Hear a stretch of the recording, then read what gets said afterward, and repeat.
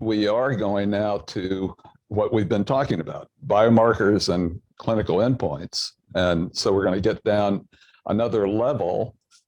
I was privileged to be a part of a workshop back in April, sponsored by the Schmidt Futures, NIH, and AFAR, that set up a number of subcommittees, and one is called the Framework for Identification of Operational Outcomes in Geoscience Research. And that's an acronym for FROG, and we call it Frog Leap Ahead, which is a brilliant way to refer to this group. And this group is led by Steve Kritchevsky, who is at Wake Forest, and he has assembled a great panel here of some, not all, of the committee members.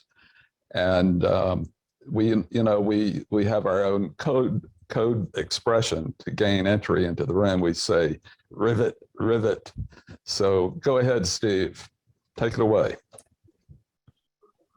I have a frog in my throat. Excuse me. Sorry about that. I apologize. Getting punchy here. Yeah, that's right. Well, thank you, Zan, for the invitation to present.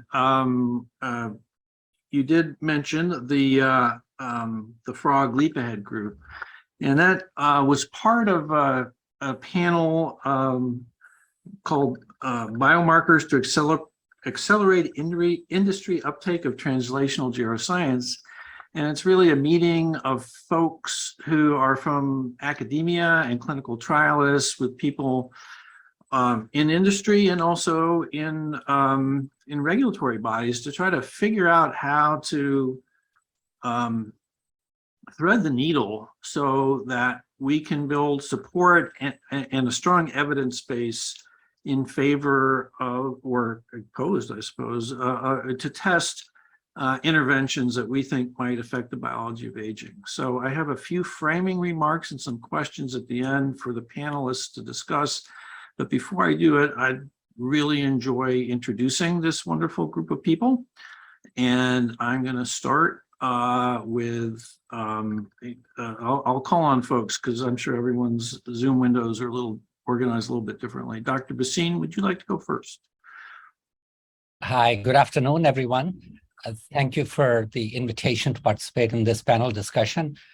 I'm professor of medicine at Harvard Medical School and director of the Boston Claude D. Pepper Older American Independence Center. I'm an endocrinologist by training with broad interests in nutritional, hormonal, and other interventions to treat and prevent age-related conditions. Great. Mark, I gotta call you Mark.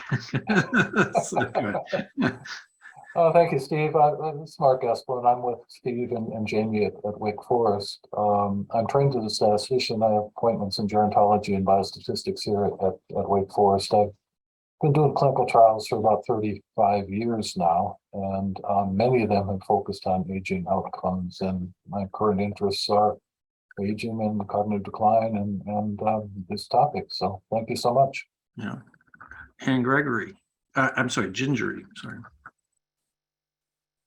Hi, my name's Ann Gingery. Gingery always comes up. I'm an assistant professor at Mayo Clinic. My home department is orthopedic surgery and secondary in biochemistry and molecular biology. And my work really focuses a lot on musculoskeletal biology and disease and chronic conditions, including senescence, immune evasion, and metabolism and how that impacts the musculoskeletal environment.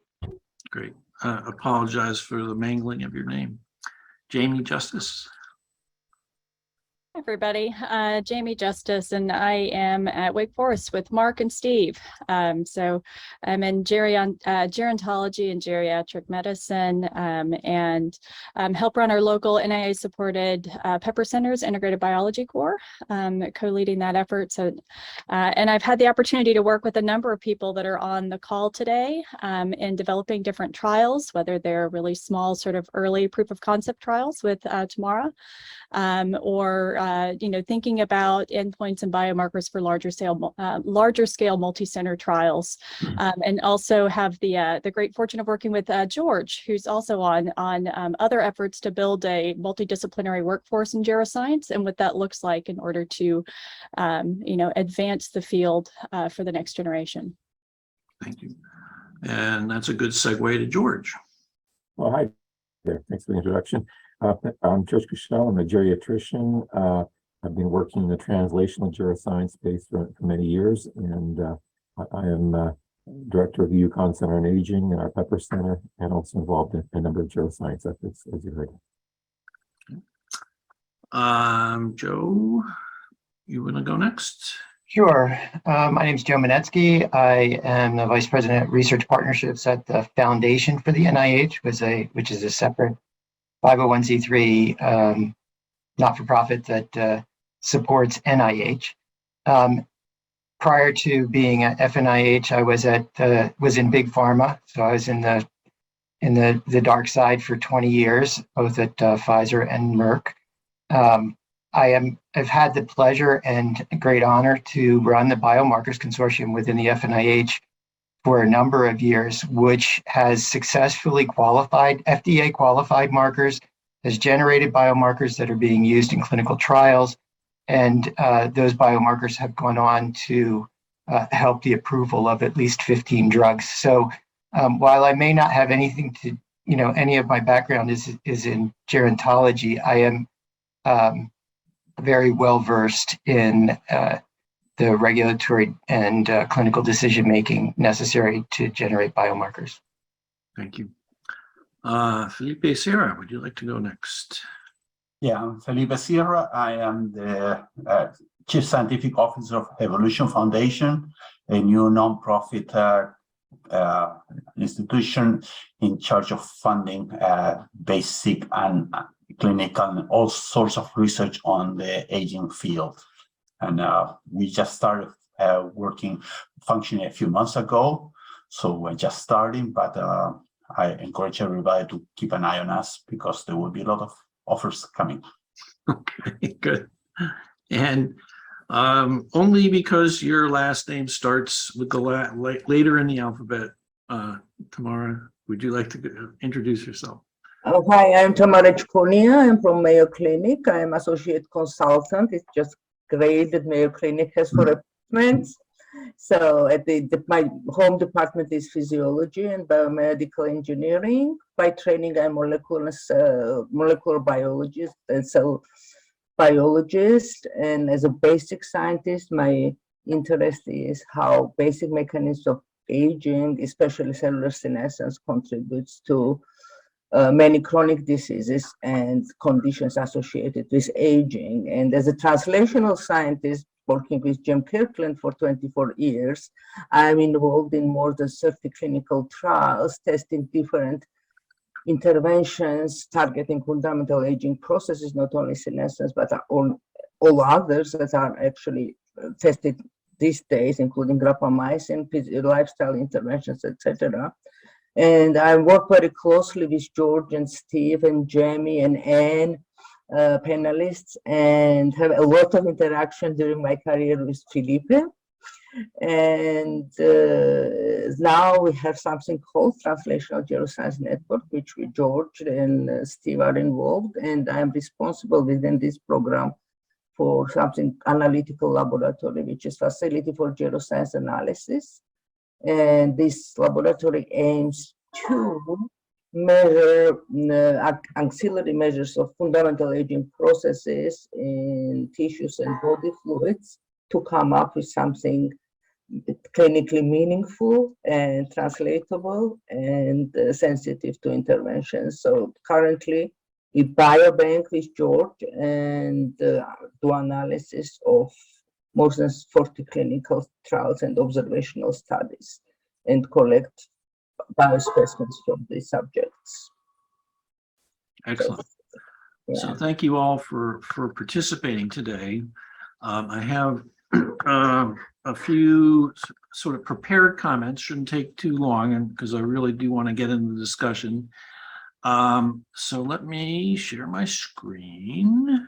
So I did want to give some framing remarks so everyone who's watching knows what the question and problem that we're trying to address is.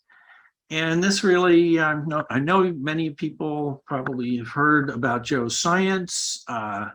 This is a quote about geroscience, which seeks to understand the genetic, molecular, and cellular mechanisms that make aging a major risk factor driver for common chronic diseases and diseases of older people.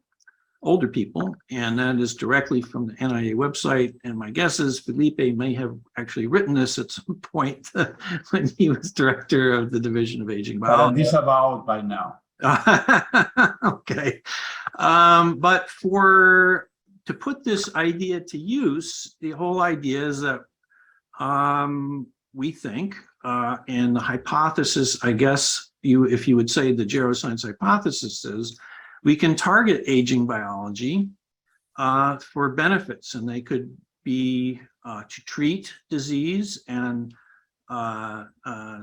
Tamara and the group at Mayo is nation leading in evaluating a class of drugs called senolytics, which eradicate, I guess, some proportion of cells that are in a senescent state, which appears to be bad for the organism that has them.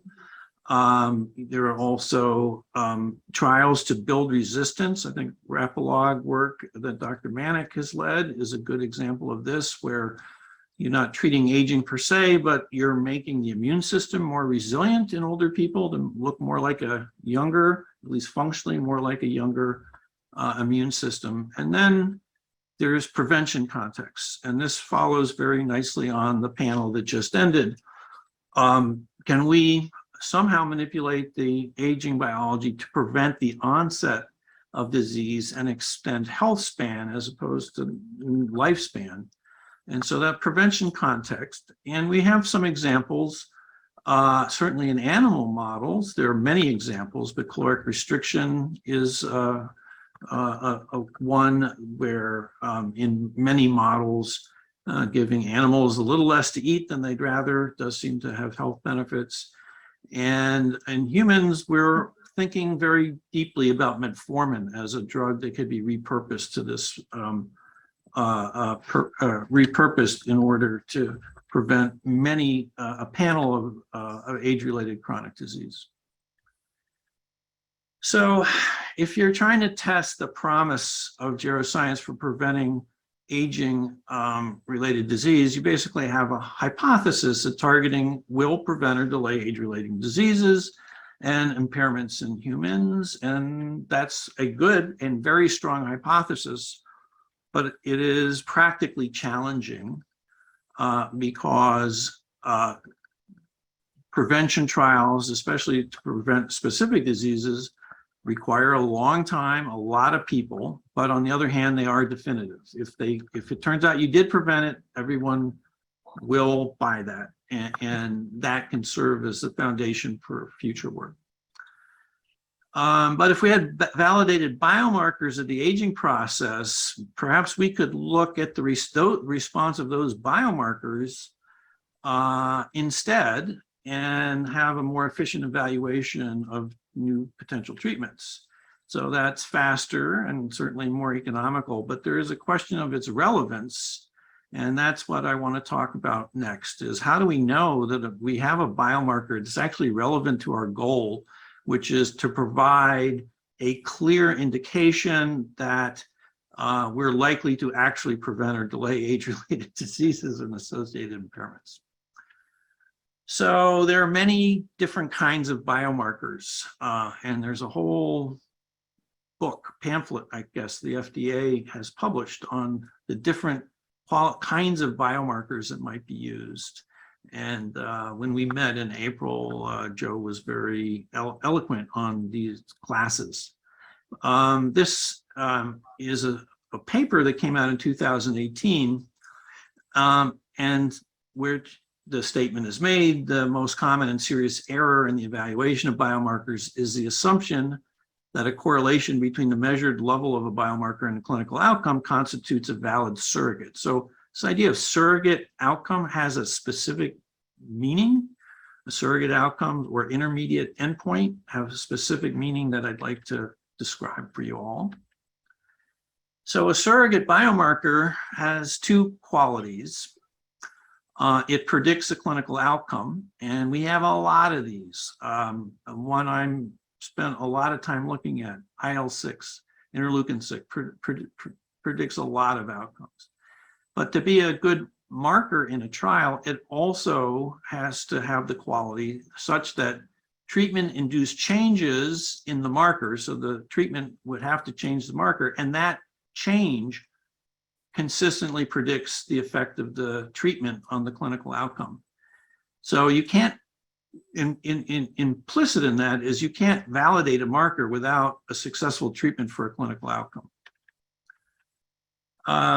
This is a set of slides that I borrowed from Steve Cummings, who is a leader who really been present through the entire history of bone research and the development of effective treatments to prevent fracture. And so there's a great example of bone density. It does predict fracture risk, but that in itself is not sufficient to establish it as a surrogate endpoint. There are also treatments that you can give to people that will increase their bone density. Again, not necessarily sufficient to establish bone density as a surrogate outcome. But what you have to show is that you treat osteoporosis, it increases bone density, thereby affects the risk of fracture. And since bone density is very highly correlated with bone strength, it seems to be on the pathway between the treatment and fracture risk. And the only way to really know that that's true is to look across a number of trials that had different levels of intensity of bone of effect on bone mineral density. And that's what that graph shows on the right. These are different bone fracture prevention trials. Each dot is a different trial, and this is a plot of how much bone density changed between the two groups and the strength of the odds ratio of the strength of the association, how well were fractures prevented. And you can see there's a very clear dose response related relationship. The more fracture, the bigger the bone density increase, the lower, the more likely you were to prevent a fracture. So this is based on many trials. This took a lot of time. Each of those dots is a trial of somewhere between 7,000 and 20,000 people for at least 3 years. But with a bone mineral density as a proof surrogate, that could be done in many fewer people in a much shorter period of time. And that's the heaven that we're trying to get into. That's where we want to be with these outcomes that we think might slow the biology of aging. So there are a number of successful surrogate outcomes for this: bone mineral density, blood pressure for stroke, viral load for AIDS, LDL-C for ischemic heart disease, hemoglobin A1C for microvascular disease. There's a much longer list of failed surrogates. I've only listed 3 here. Hemoglobin A1C for cardiovascular disease is one. Vitamin D for a number of outcomes, and high density lipoprotein cholesterol for ischemic heart disease, a great predictor of disease risk. But a treatment that selectively increases HDL did not have an effect on disease occurrence in the people in that trial. So you cannot validate surrogates without trials showing efficacy with respect to a clinical outcome of interest. And here's where we get to the point of this panel. If we're doing a geroscience prevention trial, what is the clinical outcome of interest? If it's bone fractures, it's clear. If it's heart disease, it's clear. If we have a drug or intervention of some sort that we think slows aging, what is the endpoint of that study? Because we need to know that in order to tune biomarkers to it. And that is not yet something that we have completely fleshed out. So So this is the setup. So we'd like to talk in this and have a discussion among the group about first, for us, for investigators, us planning studies. If we were successful in slowing aging, how would we know it? How would we know we did it? And I know I'll anticipate some of the discussion to say that we think we would need an endpoint that would include more than one aging-related disease or more than one health-related health condition, because then we wouldn't, without that, we wouldn't know if we prevented, we've actually hit on a way to address a particular pathway for the one disease that we're looking at or affected aging more broadly. And related questions, how would you decide what to include and what potential patterns of outcomes would persuade us? I'll come back to that because this has come out as we've talked and socialized some of these ideas. A certain number of issues repeatedly come up, and I think this group would be interested, the audience would be interested in hear those. So many of us on this call, Jamie and Mark and George, especially, and I have worked with near Barzilai to come up with a proposal for a study called TAME, targeting aging with metformin, with a primary endpoint based on a basket of diseases. So the trial design we proposed is recruit people from 65 to 80 with either slow gait or an age-related disease, and we would propose to randomize those folks and follow them for quite some time, 6 years. And the endpoint we propose is the time to incidence of any age-related disease, and that would be a heart attack, stroke, acute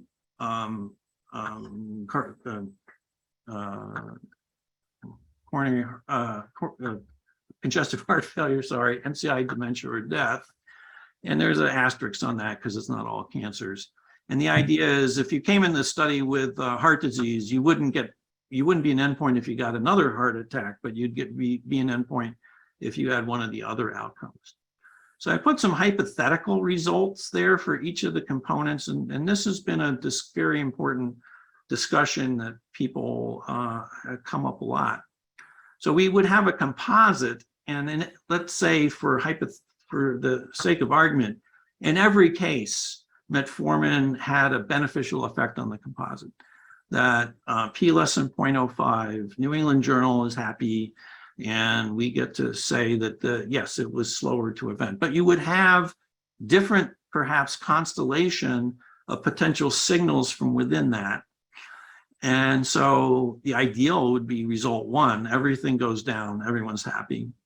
A potential result, and this is a what if that comes up a lot. It only worked for MI and stroke. Everything else wasn't affected at all. Is that aging? Do we affect aging?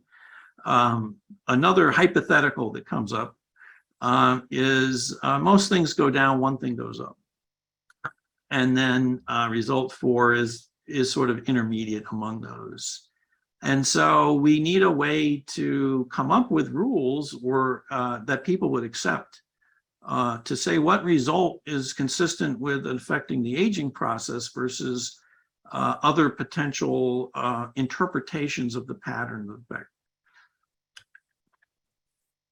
So another thing we'd like to discuss on this panel, and the people in the audience can be helpful in this, if we were successful in slowing aging, would other people believe it? So we can set up rules for our study, and to some extent, the extent to which the world of scientists and potential users of the trial information have spoken in will help people to understand what we're doing.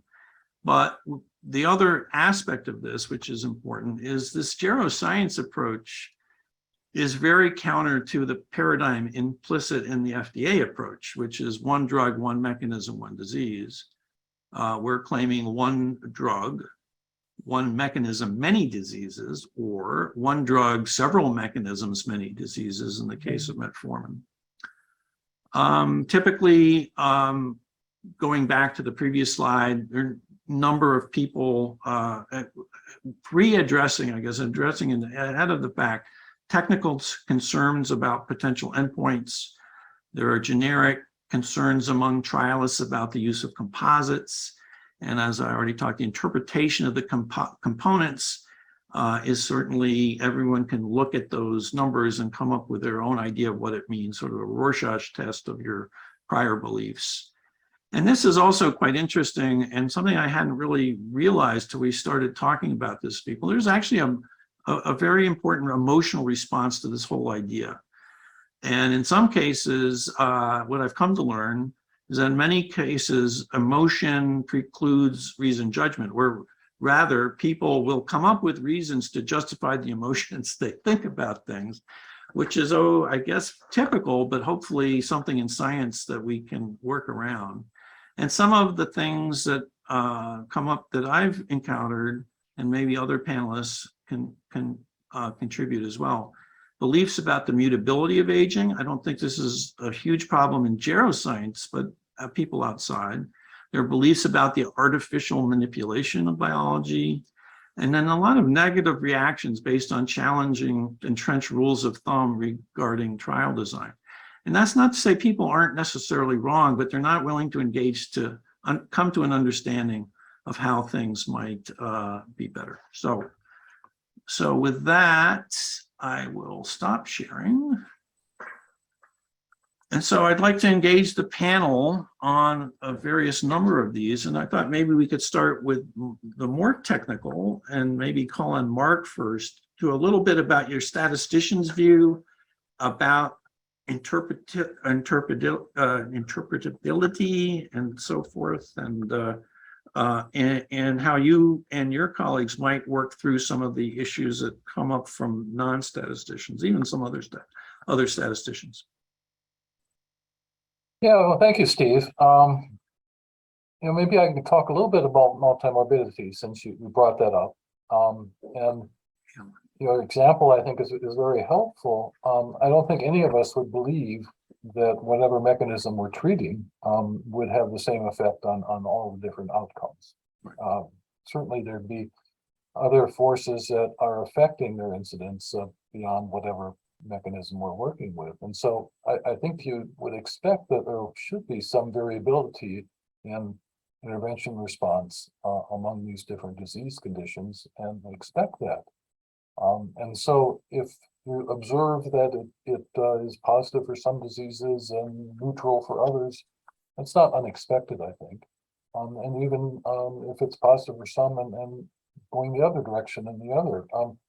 One multimorbidity index that we've shown on intervention that can improve it is in our look-ahead trial, in which a multi-domain lifestyle intervention slowed down the accrual of multimorbidity over 8 years significantly.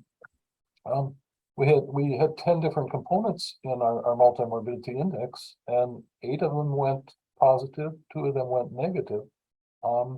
None of them on their own, except, well, I guess just one of them on their own was significant. But that variability, I think, is not unexpected. And so in developing a composite, the individual comparisons may not be as compelling, or I think it's important not to overinterpret differences among the different diseases. My experience has been hard to push people off that. So, George, you've been involved in a lot of these discussions and have been at the junction a lot and interacted with a lot of folks. Where do you see this? Well, I think there's been a kind of a conceptual block, a number of conceptual blocks. You outlined several of them. I mean, one has been this one disease, one mechanism, one disease, one drug, one disease pathway. But then when you introduce multimorbidity, in particular, as Mark alluded, the idea that a treatment may have effects on all these different diseases, which will by their very nature be present. There's going to be great heterogeneity in terms of the various mixes of diseases present in the population as part of a clinical trial, and certainly as part of clinical care. The idea the same drug could work is kind of counterintuitive and against everything we've been taught in science. And yet, if the geroscience hypothesis is correct, that's exactly what will happen. And so far, actually, it's been quite remarkable that almost every geroscience guided therapy that works well in one context, in one disease, often works quite well for others, and it's even surprisingly so. So I think we really are kind of at a tipping point in terms of where we've been and where we're going to be. But tipping point is not always a really comfortable place to be for a number of reasons. But I think that's where we're at. If other panelists want to just jump in, feel free to do it. But I will ask Joe first before anyone else, because he's got great experience in the biomarker qualification, and I just would want to get his gloss on my comments, because you might end up having completely different view of what I just said. So I don't know if I have completely different view, but there is an issue around the composite endpoint and using the composite endpoint as the final trial endpoint because of exactly what you said, Steve. The question will always be, if not everything changes the way you would expect it to be, you're going to ask, is it aging?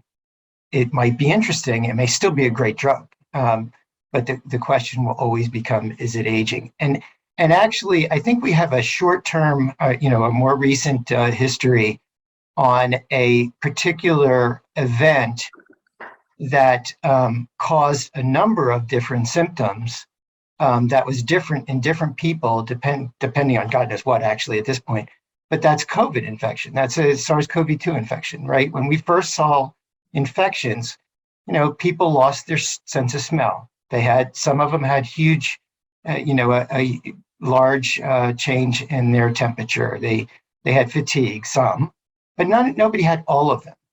The difference in that situation was that what we could measure was viral load and the virus. What we need for aging is viral load. And I think we need to actually step back personally. So this is my personal, after having spent time with all of you experts, what we need to do is step back from the sequelae and actually focus on the understanding the base mechanisms, because I'm sure there's more than one, of aging, and being able to measure when is aging normal, whatever that means, and when is it not normal, whatever that means. But that's part of I think that's going to be part of the decision process, the part that's going to be really important for any of the field to go, from my point of view, for the field to go forward, we're going to have to step back and actually do some, go back into the, because essentially what we're trying to do is look at a prevention trial, right? Right. And so it's always going to be prevention. So in that way, you have to be thinking about it in terms of what is it that's going to set up that base case that we can alter, know that we've altered with an intervention, and then measure the sequelae. Because then you've known you had an effect on aging, but now which one of those is going to be more effective? So I don't know, Steve, if that was the thing that you were asking me about, but it was the thing that occurred to me while we over the last 3 hours of conversations here. That's perfect. No, that's really good, Joe. Shally, does your comment connect with this one or distinct? Because I think Felipe has something in rejoinder. And so if that's true, I'd go to Felipe, then you. If this connects, we'll go with you next. Okay.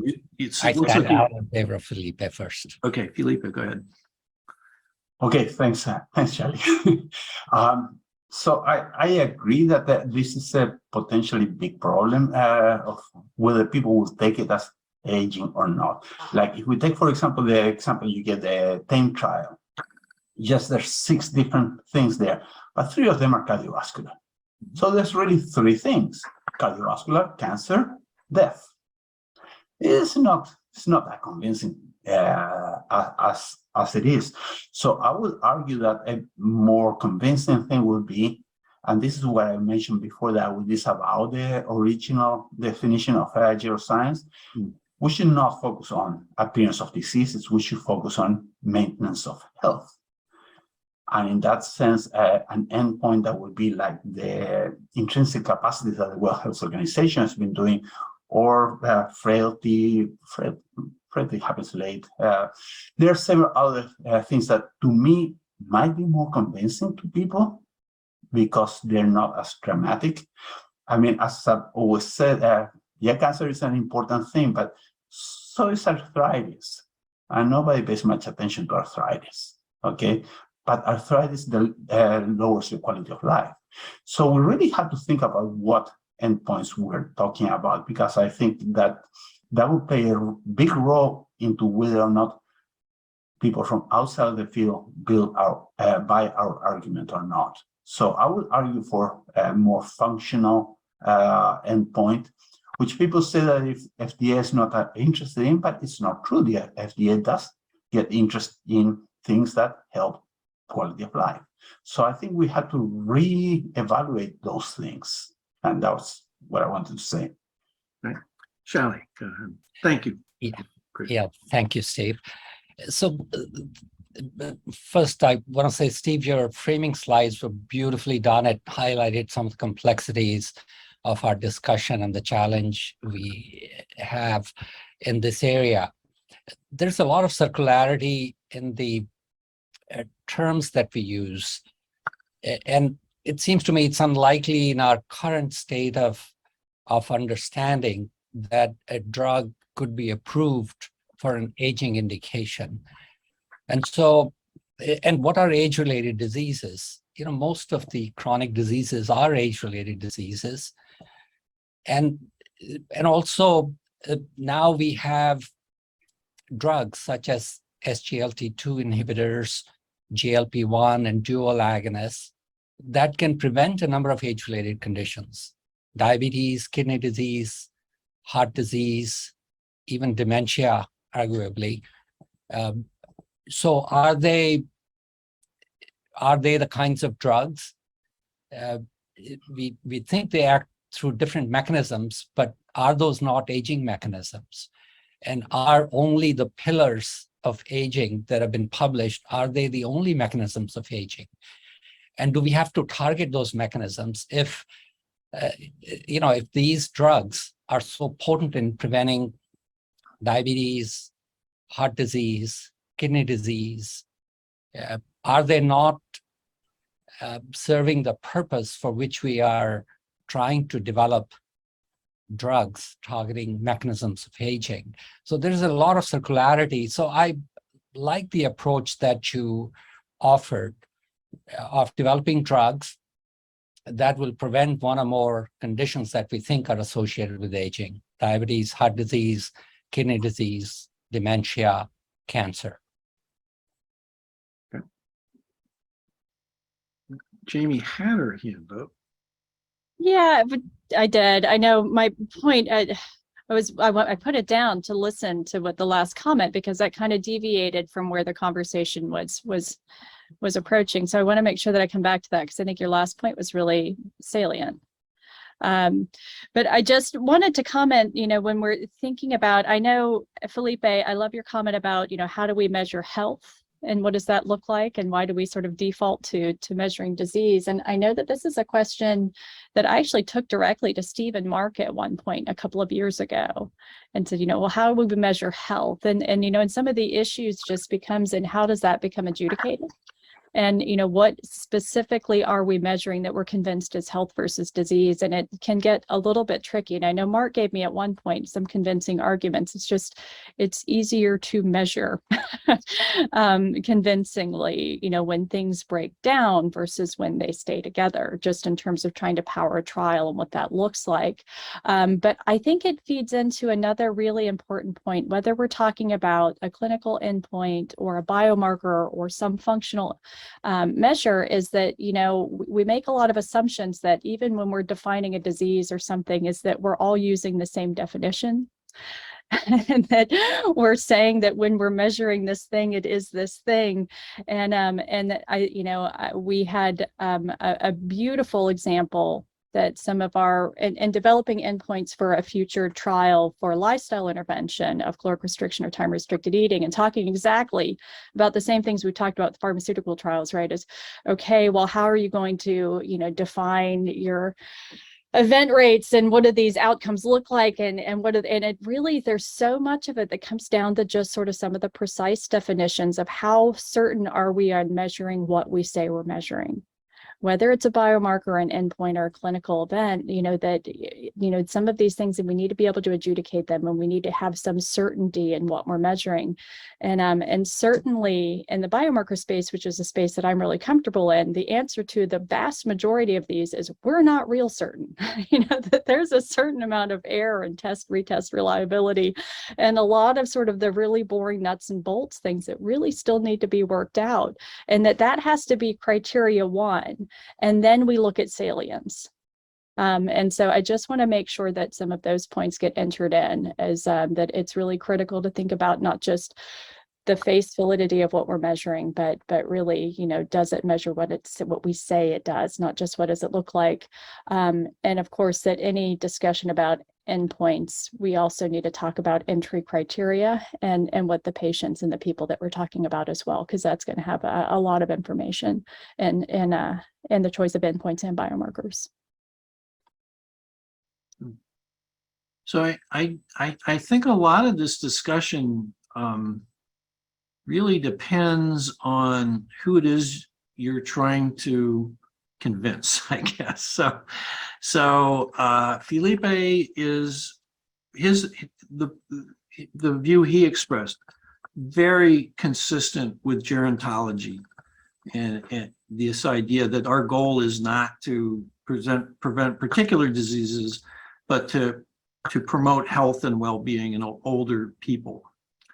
I think the perspective that we came from was really that the world of biomarkers is really the key to accelerating progress, but no one's going to believe a biomarker until there's a trial that can use as a way to anchor what biomarkers do track with changes in disease risk, because if they don't, then they're going to just lead a lot of people astray.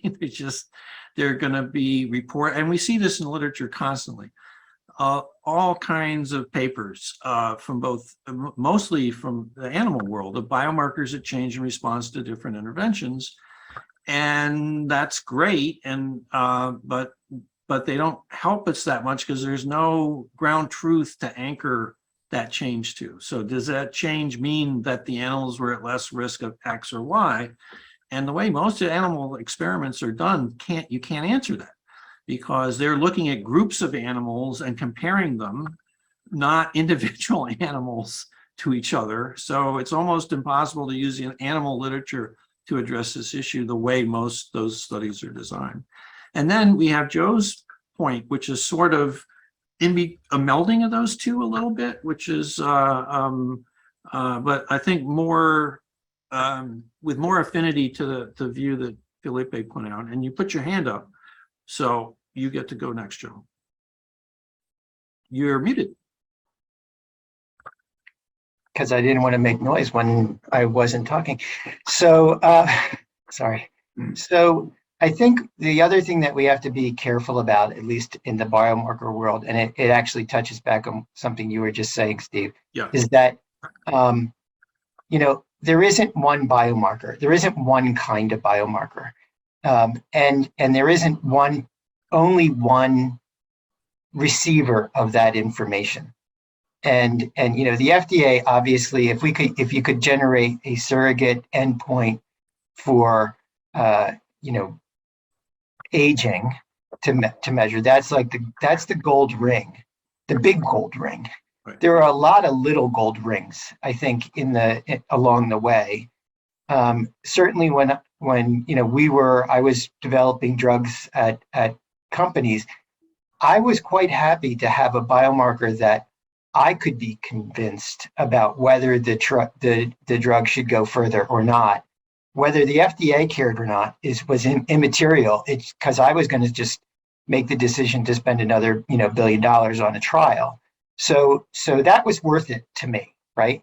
So I think it's important to recognize that there are a lot of different places where those biomarkers can be used. I do agree actually with Dr. Unger in the past is that if we had a drug that we knew affected affected aging, and we thought the best place to put it was into a dementia trial, then let's put it in a dementia trial, right? We know how to measure dementia, right? We think we do. So let's do that. At that point, we would have a specific knowledge ahead of time that the drug was affecting an aging mechanism. And then we would actually learn something about whether that aging mechanism was related to dementia, right? Mm-hmm. So I think there's a lot of, we have to, there was a lot of discussions around surrogate endpoints in the last session. I'm really not, we're working on surrogate endpoints in the Biomarkers Consortium. It's a pain. It's very, very hard. And I'm not sure it's worth the effort, all the time. What's really worth the effort is clear clinical and regulatory decision-making tools that will allow us to make the next step, which is the little ring, right? So if we can make those little steps, we'll get to the big ring. So that's the only point I was trying to make is that there are a lot of different, you can go and look at the biomarker, the best tool, which is, I'll send everybody if they want the link, but they described at least 7 different kinds of biomarkers that you could be generating, and none of those 7 are actually the surrogate endpoint.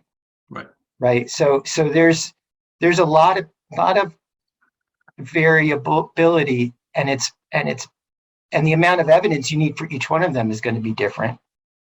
And so there are potential for short-term wins towards a long-term goal.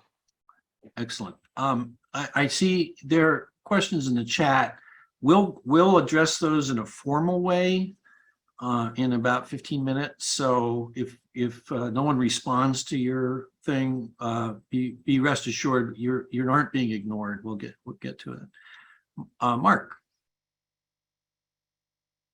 Well, thank you. I want to sort of echo what Felipe said, and I think George picked up on this as well too. That health span seems like a pretty compelling goal, and maybe this isn't aging, but it certainly is in some sense the flip side of multimorbidity. In some sense, the issue is how to define health, and I come from background in cognitive function and physical function, and there's all sorts of different tools used to define those concepts. And maybe we don't have to be perfect in terms of what health is, but get something that at least seems logical and useful, and then try and build around that to find some underlying mechanisms and so forth. But certainly health span is something that just sort of makes sense as a potential outcome, I think. Okay. So hold that thought. The last thing we'll talk about before we end is how are we going to come up with a definition of health span that everyone's going to accept? What's that process? George, go ahead. So I just wanted to circle back to 2 comments that were said. One is, Steve, when you showed the potential outcomes of TAME, which I think is very helpful. And secondly, when Joe was asking that we provide him with a biomarker, groups of biomarkers that reflect normal or abnormal aging. And I think they're linked in the sense that I'm beginning to think that the most important outcome of trials like TAME, as important as the primary outcomes will be the biomarker components, because at the end of the day, we can wave our hands until the cows come home. The only way that it can really figure out what part of biological aging is clinically meaningful in terms of being druggable, if you will, or targetable, is to do the clinical trials and then to do the sophisticated, artificial AI type analyses to get at that. And my guess is it's not going to be one marker; it's going to be a group of markers. And I was just going to say that it also occurred to me that we're kind of going through phases of biomarkers in aging. The first phase, nobody thought of biomarkers in aging because you couldn't do anything about it. Why bother? And then there was the endocrine phase, and Shally will have to forgive me. Which the idea that basically, if a hormone went down with aging, then you replaced it, and that was going to fix everything, right? Whether it was estrogen, whatever. And I think now we're in the phase where we're focused on a single hallmark of aging, whichever one you happen to be interested in. And then I think the next phase is going to be understanding how the hallmarks interact with each other and how you can target multiple hallmarks and which ones. So I think it's like almost 4 ages of the field. Yeah, go ahead, Tamara. Yep. So coming from basic science and do a lot of preclinical studies, actually at this point from preclinical studies, we are convinced that actually, and we showed evidence that these hallmarks of aging are linked. So, I mean, no question about it. If you manipulate one, you affect other ones. But there are the cellular senescence, which is my primary interest, I mean, as a scientist. So we can see the cellular senescence as accumulation of different, all hallmarks of aging can lead accumulation of senescent cells, but senescent cells is already a consequence of this regulated mechanism that's ongoing. So, I mean, and probably most of the panelists are aware that there are evidence that actually more than 50% of age-associated chronic diseases are alleviated in preclinical models using either genetic clearance or pharmacological interventions. As true is for metformin, so it does not matter which geroprotector we're going to use. There is always the overlap of the different diseases that are affected.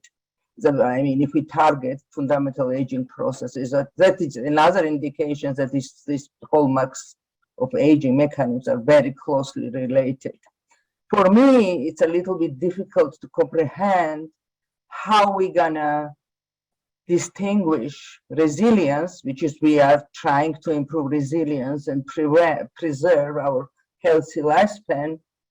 How are we going to diverge this with accumulation of diseases? Because these two are very linked as well. And this knowledge might actually we can gain from the small but still population studies in humans, for instance. There's some kind of damage that induces, for instance, either cellular senescence or dysregulation or metabolic nutrient sensing pathways, causes in humans something loss of resilience and premature aging, like accumulation of deficits, if you'd like, prematurely 10 years earlier. For instance, people with HIV, chronic HIV, which live, and actually it's chronic conditions these days, they're over 50 years old now, they're very well fit, they're actually exercising, whatever, but they develop aging-like phenotype, and they have accumulation of, let's say, senescent cells and mitochondrial dysfunction, nutrient sensing pathways are dysregulated in those people. So there is actually big efforts to dig deeper. We all learned very bitterly that older population are very prone and was very vulnerable to COVID pandemic, and as well in obese people, which as well sharing common some mechanisms of aging. In obesity, for instance, these mechanisms are upregulated as well. So preeclampsia, another condition as well, which is if you have preeclampsia during the first 2 months of pregnancy, according to biological clock, if it means something, you age 4 years during first trimester. And these women in post-reproductive age aged actually much faster and developed cardiovascular disease, not only kidney disease and deficits, but cardiovascular disease, metabolic health is deteriorated, etc. Same with childhood cancer survivors. So at 40, they're as frail as 8 years old. So these all mechanisms that actually the triggers of different basic mechanisms of aging, you name it, cellular senescence, whatever, in humans as well, causes premature accumulation of these deficits and makes them less resilient and vulnerable to secondary damage. So that's, I have a little bit difficulty to say that we cannot look at diseases as such. We might do not focus on one disease, but this is the only possibility to test these interventions in short-term trial to see if they do something, target neuroscience guided clinical interventions, in my understanding, and resilience. Yeah, we have very nice, actually, blood biomarkers, and I mean, physical function as well, that can say, yes, if you have these 20 things upregulated in your blood, you might stay in hospital longer after surgery. And so how are we gonna intervene? What are you gonna do about this? Right. So that's actually my worries. I mean, yes, predictive markers Okay. too, you know, I'm sorry, I talk a lot, but You got the point. Yeah. We understand. but actually, Thank I you. have this. Yeah, no, I know. I appreciate your passion. You know, I do think that this idea between, I think it's a false to dichotomize prevention and resilience. I completely agree with that. And I wish I had said that when I showed that slide, because it is really part and parcel of the same thing. I don't know if George and Felipe left their hands up or they raised their hands. So I know Shally raised his hand. So Apologies about that. Shally, go ahead.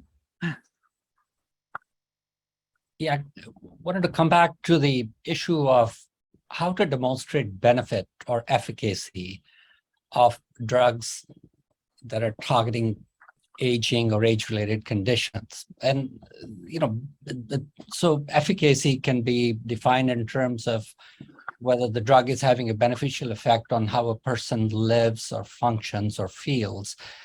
And how a person lives, you can quantitate in terms of survival. So the initial trials unlikely will have enough power to look at survival, but it's possible.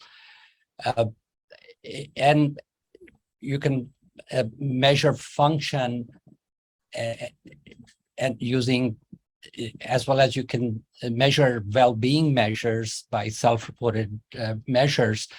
But I think the strongest proof, again, will be if this concept of health span, and the issue is how to operationalize the health span in the period, and it basically translates into whether you're in people at risk, you're reducing the incidence of development of new conditions. So it eventually, you know, comes back to the idea that you had proposed in your trial design. And I think that's the most concrete way of showing benefit.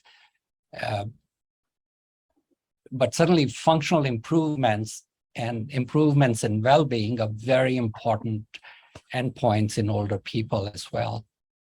Thank you. And I don't want to leave you out. Do you have something you'd like to toss in before we go to Felipe?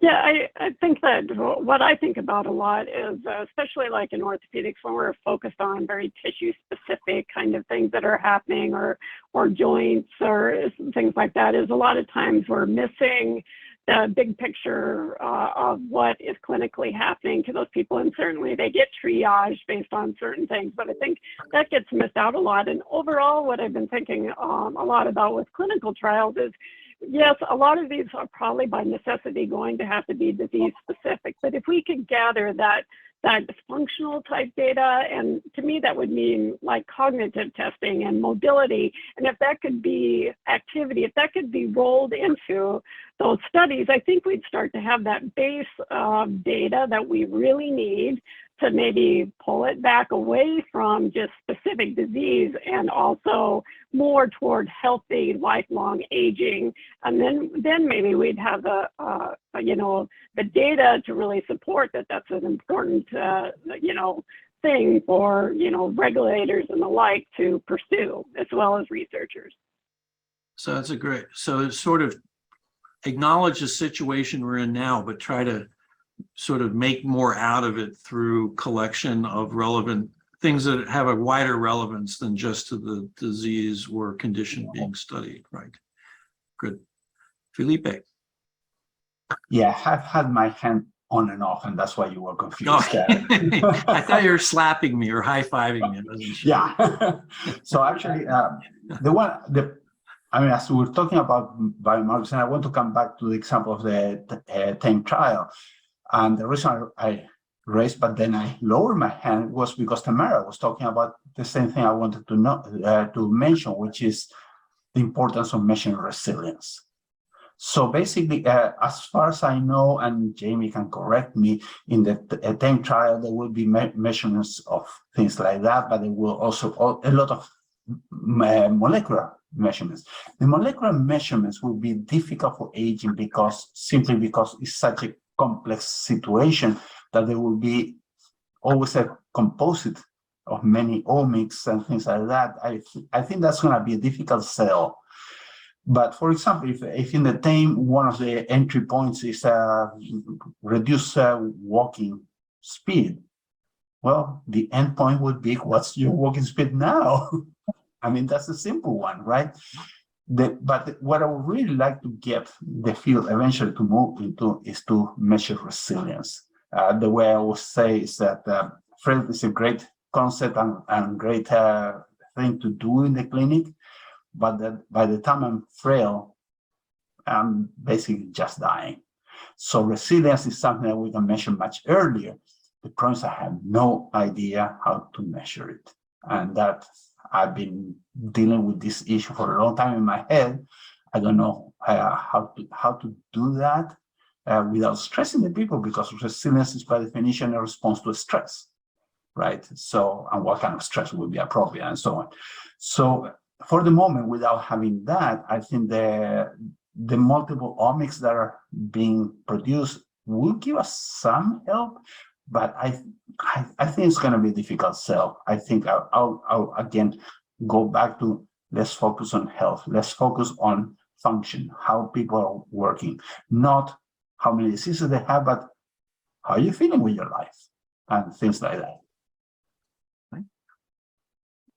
I think a couple of sort of footnotes, I guess, or comments from the discussion. One of the reactions to the TAME trial by the reviewer was, oh, no, you're doing this all wrong. If you want to know that metformin works, you need one trial for MCI and dementia, you need another for cancer, and you need another for heart disease, which we thought, and Ann's comment reminded me of that.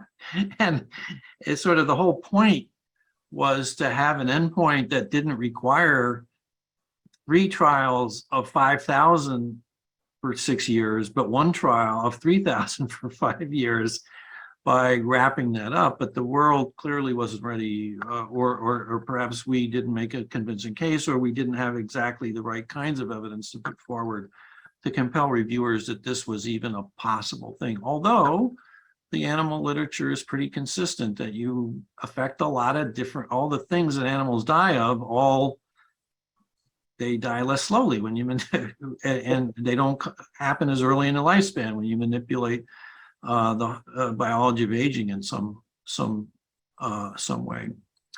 The other point I wanted to come back to has to do with the operationalizing health span, because I think everyone sort of feels in their heart that that's the right thing to do. But I think if we took everyone on the call and had you write down your definition, I think there'd be some overlap and not others. I bet the absence of disease would be on everybody's list. So I do think, I actually think it's a valuable process to do some qualitative work to come up with how it might be operationalized that people could buy into, because I think it would help give some structure to a lot of things that are now what happens now. And I can tell you, because I'm one of the offenders, is people look what they have in their data set, and that's what their definition becomes. It's based on the availability of data, not the availability of a well-conceived thing. And even Fried Frailty developed that way. They had 5 dimensions, and They took stuff that CHS study happened to have measured to come up with the operational definition that then took over the world. So I do think some process to come up with ways to operationalize these things so we can all, back to Ann's point, all measure them in different studies, looking at different stuff. So hopefully the truth could emerge from that. But if we don't put the work into doing that, then it's going to be very difficult for any kind of patterns to emerge, because we'll all have different sets of things that we're looking at. Joe, go ahead. Steve, I want to just follow on from your comment there in that, coming to consensus on what it is not trivial. And we have an expert in this group. Dr. Bhasin actually spent many meetings with many people discussing sarcopenia. And the initial meetings we had about sarcopenia, we quickly realized exactly what you're saying. Everybody had a different definition. And Shelley, I don't know how many meetings and how much of your time that took, but it was not trivial. And it did take a lot of work, and then follow-up work as well, to get there. So I'm just asking him to provide a little bit of color in what that process looked like. Yeah, Joe, you're exactly right. I think given as we are in early stages of this field, I think maintaining consistency in the conceptual framework is really important. And the conceptual framework is that there are common mechanisms that contribute to the risk of disease, age-related diseases, and that by targeting these common mechanisms, you can prevent one or more diseases. And so until we have shown that a candidate molecule affects the outcomes of interest, which is to prevent or treat age-related diseases, it's not going to be possible to get approval or validation of a biomarker, or whether it's based on omics approach or transcriptomic, whatever type of omic approach is used. So that's the challenge. So, there's this circular argument and discussion that we are engaged in. But if we are to adhere to the conceptual framework of geroscience, then I think the demonstration that the intervention reduces the incidence of one or more age-related diseases is the direct test of the hypothesis. Right. Good. I'd like to address a few of the questions that came up in the chat as the conversation was going. I'm going to direct the one from Gordon Cutler to you, Jamie. What biomarkers have been included in TAME, which presumably are consensus related to aging? It's like we wrote a paper on that, Steve. That's it. Gordon, I'm happy to send you. It's been a couple of years ago, but I was supposed to read your papers? yeah, I know. Who knew? No, just sorry for being facetious. That's a good question, Gordon. And so there's, I want to start with just a couple assumptions there. One assumption is that TAME has started, and I hope that this conversation lets you know that it is not. So that we can't say that there is a validated set of biomarkers out there that is ready for plug and play in any trial, because we're still working on getting the trials off the ground that actually need to take place because of a lot of the roadblocks that you've already heard discussed. And so biomarkers is one component of that, is that there's this enormous sort of field-wide lift that needs to happen. And then trying to get that lift and figuring what our endpoints are, and also sort of what biomarkers are going to detect, because I actually really love, Joe, you framed this so well when we started about, until we know that we've altered this basic biology, until we've known we've changed aging, then we can sort of move to the sequelae of some of the larger phenotypes. And, I would argue those two things need to happen together. And so we put a lot of time and effort into not just identifying biomarkers, but trying to think about, endpoints, but also thinking about the biomarkers. And as Felipe mentioned, some of those, yes, I think some of the molecular biomarkers are incredibly important for first early stage trials, because we need to build that sort of ground level understanding. And until we know exactly which biomarkers are the best validated and should move forward, the emphasis is really on data collection. And so making sure that we have sort of that substrate available that's going to drive discovery and development in the future. But we can't base everything on sort of this really wide open sort of Wild West omics. And so we actually proposed a layered approach that actually complemented some of those broader, more multi-omic approaches and really data intensive approaches. I saw somebody in there talking about wearables and other things. This is a great stage for data generation.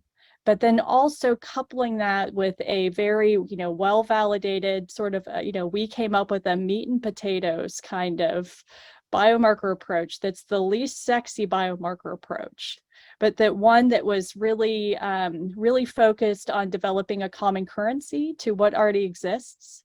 And so this goes a little bit back to Steve's point, is how do you build? You build from the data sets you have.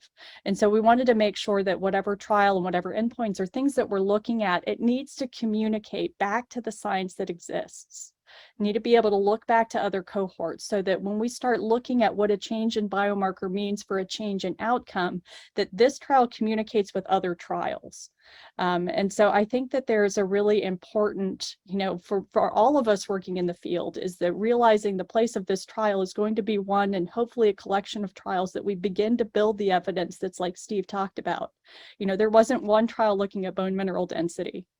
It's the collection of these. And so I think having sort of a coupled approach that marries some of the omics and the data and the discovery with some of those validated markers. And I really mean it. When we're looking just sort of at classic biomarkers, blood-based biomarkers, there's a short set that really meets some of the feasibility that can be used in a large scale trial, that can be measured reliably, that have some kind of retest validity. It really is some of the boring stuff that ends up making some of these better biomarkers.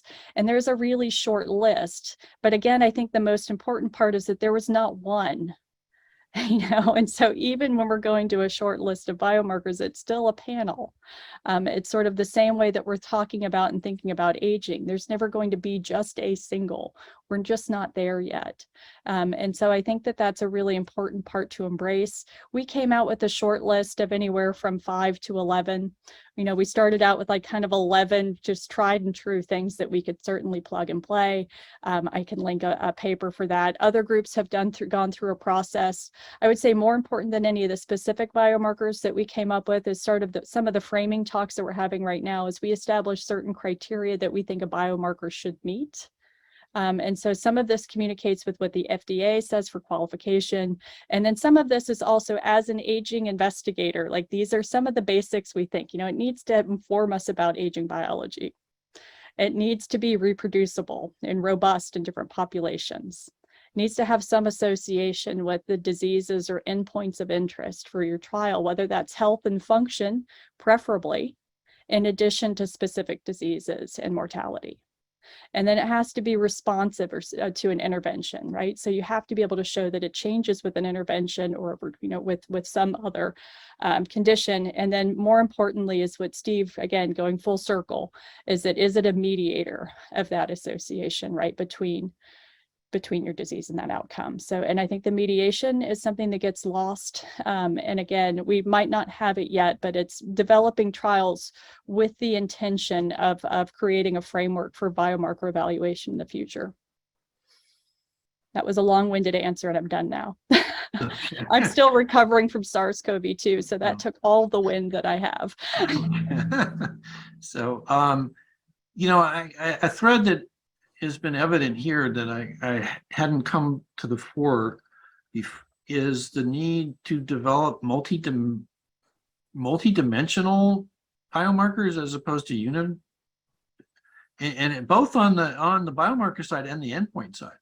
And nobody is used to thinking like that at all. I mean, we sort of halfway there with things like deficit accumulation index and that sort of thing, but it's not exactly there. And I probably beyond the scope of this, but just to put it out there that we probably have to have a different, be accepting the fact that there will be, and this goes to a comment by, I presume it's Dr. Bookstein in the chat about, biomarker qualification for omics as opposed to single particular things. And what is a pattern that might be the biomarker rather than a value of an individual thing or a principal component even from a thing. So not to answer here, but just to sort of write it into the record a little bit, that is something that might require some thought.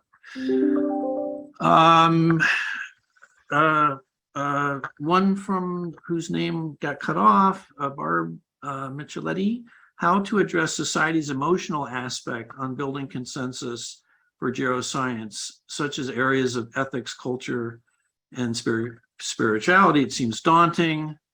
A question for me is, how do we get there from this point?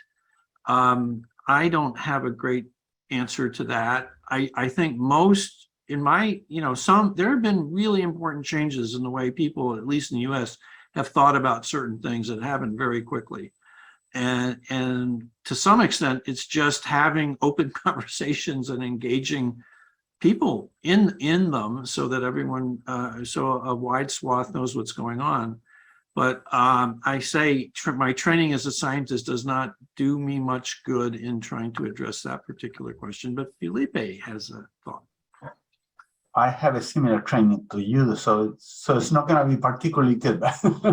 Yeah. Basically, I agree with you. Things that are changing. I mean, there are going to be things that are going to be difficult to address always, which is whether or not we should interfere with nature and things like that. On the other hand, all of us, we are interested in medicine, and that's what medicine is about, is to interfere with what nature has for us. Nature has for us that we get sick, okay, we try to avoid it. So that's one thing. But the other thing that I think everybody knows in this panel, but I want to point out nevertheless, is that we are often accused of, you want to change something as basic as aging, and you want us to live longer. That's is ethically incorrect. My answer is usually, well, what do you think a cardiologist is trying to do? What do you think an oncologist is trying to do other than increase the lifespan of that patient? Well, we're more open-minded. We want to increase the lifespan of everybody. That's the bottom line. So all these specific things that are hurled at us because of our overarching point, they can be easily responded to. The things that are more deeply philosophical, religious, or things like that, those are indeed more difficult. And just like Steve said, I don't have answers to those because not my area of expertise. George. I was going to say that those of us involved in geroscience education have learned some lessons. And, Jamie and I and our colleagues have been developing a curriculum for medical students in geroscience, which we think is going to be really important. And one thing we've learned from medical students who I think many of us realize that medical students today are much more socially aware than we were as students and engaged. And one feedback we've had is we had some pushback from them, basically the impression that geroscience is really about, rich white guys, billionaires who want to buy longevity. And I think this is where I think messaging is really important, because ultimately, to get back to Joe's question, if you want to predict who's going to get multiple morbidity and chronic disease of aging, it's not a biological question, it's where you were born. It's the zip code where you were born is the strongest predictor. So ultimately, multiple morbidity is a disease of inequity, And so in many ways, I think one can say that geroscience, if we're targeting multiple morbidity, is really a way to try to the people who most likely benefit from geroscience guided therapies once they're validated and in the field are precisely people who have the greatest burden and who for whom poverty and inequity are a major issue. Great point, George. Thank you.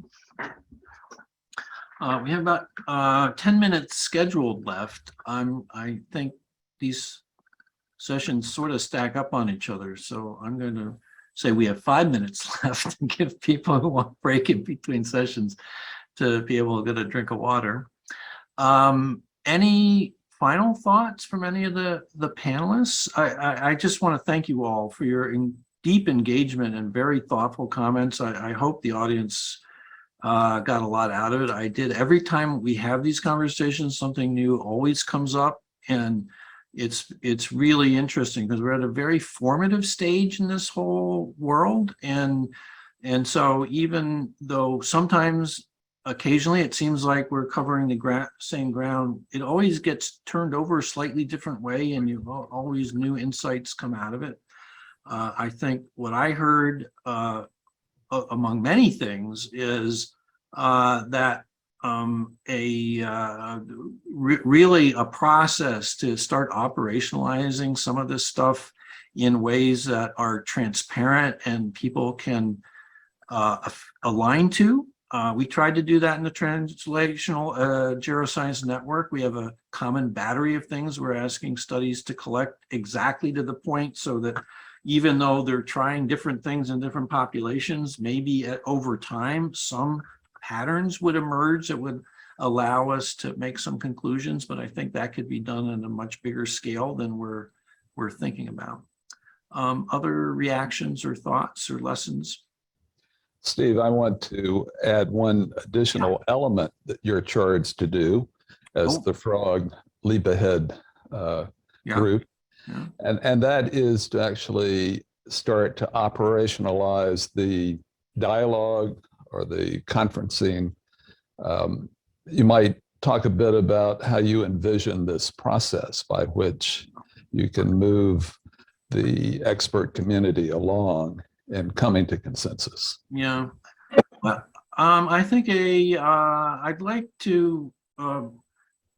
I thought the model that Linda Fried and that group did to come up with frailty was a very compelling way to do it, which was a Delphi process, sort of a qualitative process, to allow knowledgeable people to speak into what the dimensions of frailty were. You know, you may not know frailty, you know, you might not be able to define it, and it wasn't definable. It was like pornography. I don't know how to define it, but I know when I see it, right?